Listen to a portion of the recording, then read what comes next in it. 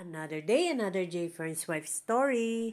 Nangingitlog na nga itong aming tornado hatch brood hen. Sobrang mailap nga ayan, kaya kinukulong lang namin dati, kaya lang hindi siya nangingitlog, kaya ngayon inalpasan na ni J. Fern. Nakita ni J. Fern, dito siya nangitlog sa ilalim ng multipurpose pen dito sa sulok, kaya nilagyan ni J. Fern ng pugad at takip. Ngayon, dalawa na ang itlog niya. Sana may mga similya ang itlog ng tornado hatch. Mga stags. Hindi pa pala sila nainom. Ayan ang mga stag.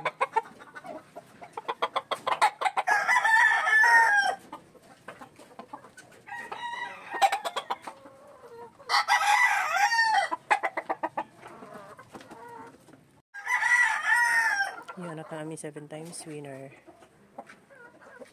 Napuli. Yan. Sinama dito sa isang stag. Ito ang ARL stag.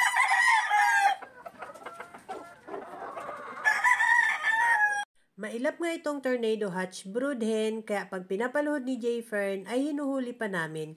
Kailangang paluhurin para siguradong may similya ang kanyang mga itlog. Sino nang bababa dyan? Dito sa aming 7 times winner line brood stag, pinapababahan ang tornado hatch brood hen.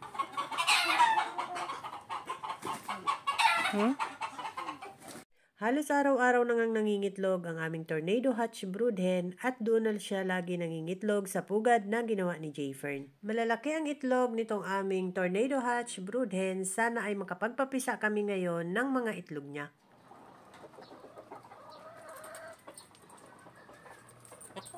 Bagong sampa. Kahapon ng hapon naman ay naririnig kong nagkukurokotok itong Golden Boy Gilmore brood hen namin. Magpipisaan na nga din ang mga itlog nito, kaya sinilip ko kung may sisiw na. May naririnig na nga akong nasiyap, kaya malamang may napisa na nga sa itlog nito.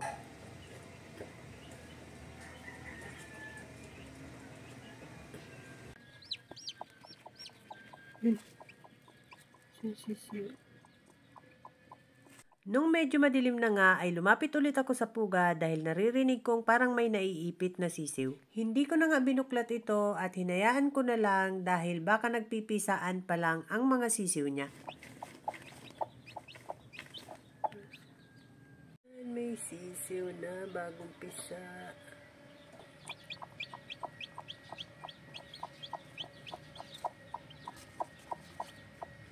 Bagong pisa pa lang ang mga sisiw, kaya medyo basa pa ito.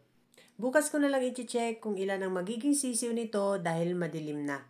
Kinabukasan pagising ko, wala na ang inahin sa pugad. Naipit na daw ang isang sisiw at yung 4 na nabuhay ay inilagay ni J. Fern sa kahon at yung iba namang hindi pa napipisa, nilagay sa incubator. Nilagay mo na siya dito sa scratch pen. Yung inahin naman, nilagay na ni J. Fern sa scratch pen para hindi na bumalik doon sa kanyang pugad. Ipapriming na namin agad yan para mangitlog na siya ulit. Hindi na namin sinasama ang mga sisiw sa inahin kapag hen hatched para mas mabilis mangitlog ulit ang inahin. Yan, 4 yung itlog niya. Ilagay muna namin dito para hindi lamigin. 7 itlog pa nga ang nilagay namin sa incubator at nagsisimula na silang magpisaan. May nakalabas ng isang sisiw at yung ibang mga itlog ay may crack na rin. Yung 4 niyang sisiw na mabibintog ay nilagay muna namin sa kahon para hindi sila lamigin. Bandang tanghali ay 2 sisiw na ang napisa. Hindi pa sila masyadong tuyo kaya hinayaan lang namin sa incubator. Kinahaponan, pagbalik ni J. Fern galing sa manukan dahil nagdala siya ng patuka, bit-bit na niya ang mga sisiw ng SBR. Kahapon pa daw nagpisaan yan kaya malalakas na ang mga sisiw. Kinolekta na rin ni J. Fern ang iba pang itlog doon at iniuwi para ilagay sa incubator. Ayan, nagsawa-sawa. Uy, ang lalaki ng... Ano to eh? Ang lalakas na. Kailan to daw napisa? 5? Itong ano, may ano pa kaya ito? May ano yan, hindi yan sa kanya. Ah, iba ang ano nito? Oo, tinan mo. Ano mo isasalang? Pinagsama-sama na namin yung mga sisiw ng SBR at ng Golden Boy Gilmore Broodhen. Yung nasa incubator, 4 na sisiw na rin ang napisa, kaya sinama na rin dito ni Jayfern. Mukhang sikip sila sa pinaglagyan namin, kaya inilipat ko sa mas malaking kahon.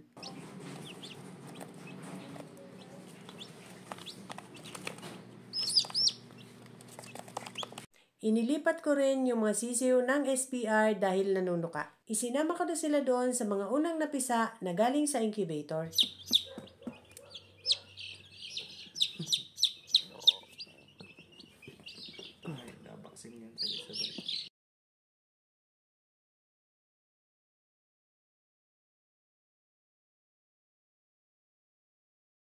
That's all guys. Thank you so much for watching. Please like, share, and follow for more.